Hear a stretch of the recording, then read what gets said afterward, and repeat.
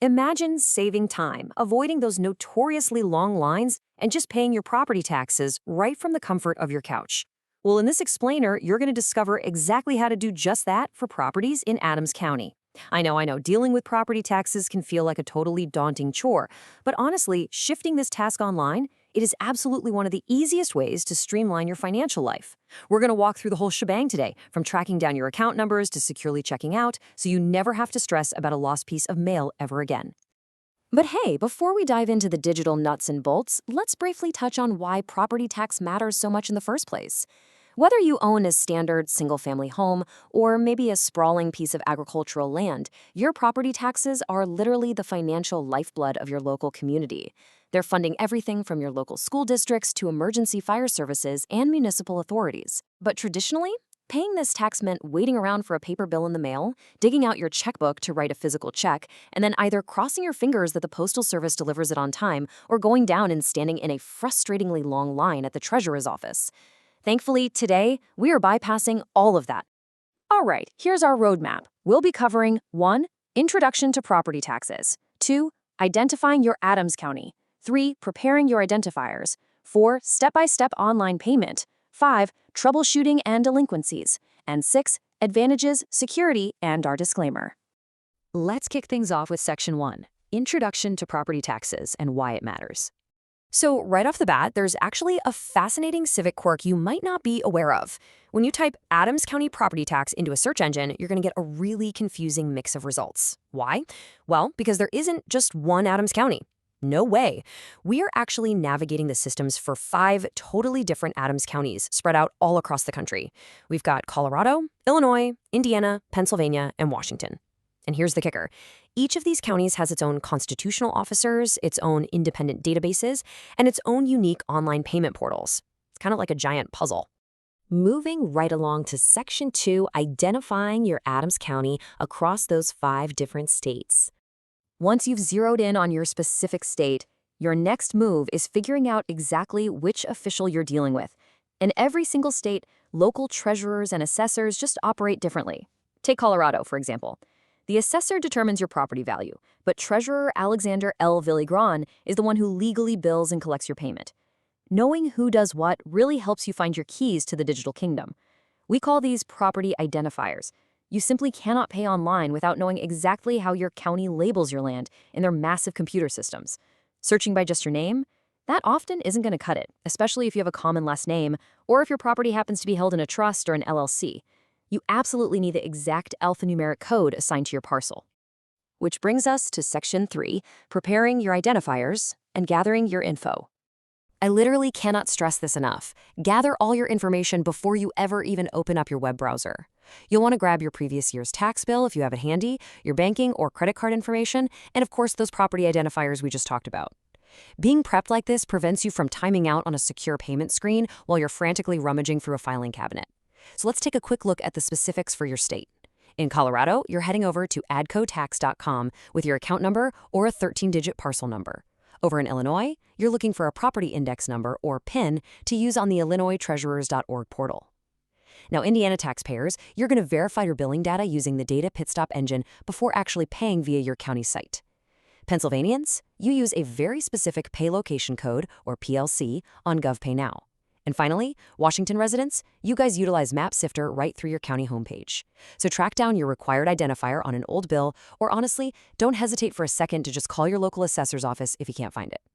All right, on to Section 4, the step-by-step online payment and checkout process. Now that we're completely prepared and armed with the correct identifiers, let's execute the actual transaction process step by step. What you're seeing is the universal flow you're going to follow regardless of where you live. Whether you're in Indiana using their dedicated portal or Colorado transferring over to their state gateway, these 4 steps are your golden path to success. First, carefully type in the official URL to avoid any of those spoofed fake websites. Second, enter your precise identifier and please double check it for typos. Third, review your account to make absolutely sure it's actually your property and select the balance you want to pay. Finally, just proceed to the checkout cart where you'll punch your payment details into the secured gateway. Just to make this super concrete, let's look at an example of a 13-digit parcel number straight from the Adams County, Colorado records. Notice how it's just a long string of numbers. 0, 1, 5, 6, and so on, with absolutely no dashes. When you type this into the search bar, it has to be exactly, and I mean exactly, as the database accepts it.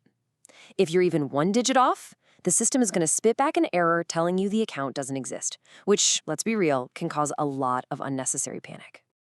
And that perfectly leads into Section 5, troubleshooting and delinquencies, basically fixing common errors. Look, it is incredibly common to hit a snag on your very first try. Small data entry errors are, without a doubt, the number one reason online property tax payments fail. Let's look at a really common stumbling block, specifically the distinction in Colorado's system between a mailing address and a situs address. If you try to search the property tax database using the address where you normally receive your mail, like a P.O. box or maybe an out-of-state residence, the system will fail. You absolutely must use the situs address. Situs is really just a legal term that means the actual physical, geographic street address of the property itself. So the absolutely crucial point here is formatting. Computer databases are notoriously picky, right? In Colorado and Illinois, if you type dashes or hyphens into your parcel or PIN number, the database will completely reject it. You have to omit the dashes. Just type a solid, continuous string of numbers. Oh, and a quick pro tip for Colorado taxpayers.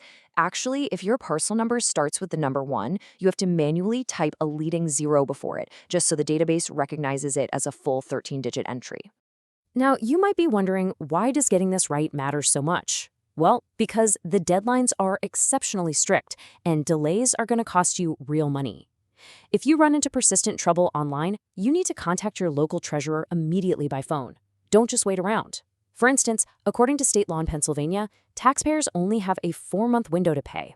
Missing that window, that triggers a massive, non-negotiable 10% penalty tacked right onto your taxes. A simple typo on your keyboard is definitely not a valid legal excuse for missing a payment deadline. You also really need to be aware of processing fees before you hit that checkout button. Because government agencies cannot legally absorb credit card transaction costs, they pass those fees straight on to you. Using an electronic check or e-check directly from your bank account is almost always going to be your cheapest option. For example, Illinois just charges a flat $1.50 for an e-check. Pretty reasonable, right? But if you really want those points from your rewards credit card, you're going to pay a percentage-based fee, like Washington's 2.7% or Illinois' 2.25%. Just make sure you factor that into your financial planning so you aren't caught off guard. Let's wrap things up with Section 6, Advantages, Security, and our disclaimer. Let's step back and look at the bigger picture here. Why this online system is ultimately your best, most secure option for managing your civic duties. It's totally normal to be a bit cautious about entering your banking details online, but rest assured, your county treasurer isn't just building a payment processor from scratch in their basement. Whether it's the Illinois Treasurer's Portal, Indiana's Core Business Technologies, or the Colorado.gov's Secured Gateway, these systems use high-level, bank-grade encryption. The county itself never actually sees or stores your credit card number. It's routed securely through state-certified processors. This gives you total peace of mind, plus you get an instant date-stamped digital receipt for your records. As we conclude today, we do need to end with a quick professional disclaimer. Tax codes, gateway providers, and exact fee percentages are all administrative policies that naturally evolve over time. So always make sure to verify those final due dates, check that you're using the latest URL, and confirm current fee structures directly with your local officials.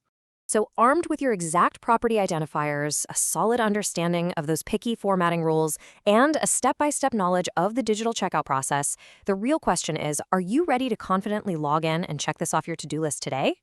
Look, taking just a few minutes to master this process right now is going to save you hours of absolute hassle for years to come. Thanks so much for learning with me today, and happy navigating.